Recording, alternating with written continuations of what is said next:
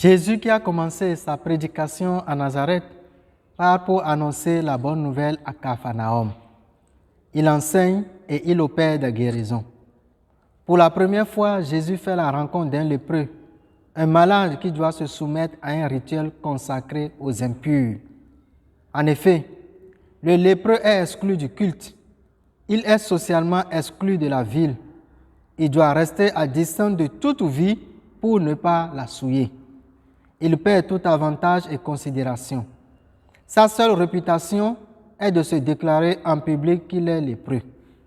Le lépreux souffre non seulement de l'isolement qu'on le fait subir, mais aussi de la maladie qui le ronge.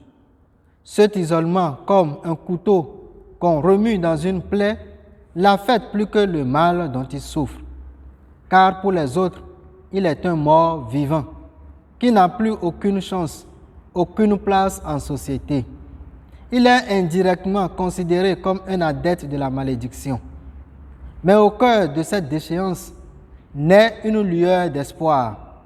À la vue de Jésus, le lépreux tombe sur la face et le prie en disant « Seigneur, si tu le veux, tu peux me purifier. » Jésus renverse les considérations humaines en s'approchant du lépreux. Jésus cède à sa demande. Il le toucha.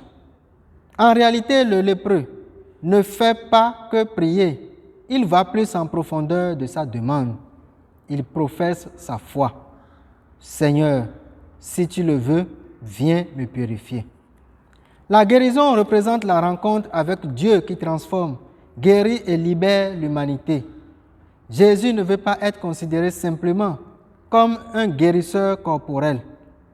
Jésus, le premier-né d'une multitude, est venu dans ce monde pour sauver l'humanité du péché. Il ne veut pas qu'on parle du miracle pour demeurer dans sa mission. Luc montre que Jésus n'est pas venu pour abolir la loi ou les prophètes, mais bien pour l'accomplir. Ce toucher de Jésus, manifesté dans l'Évangile, est une recréation. Jésus étendit la main, le toucha et le lépreux fut guéri.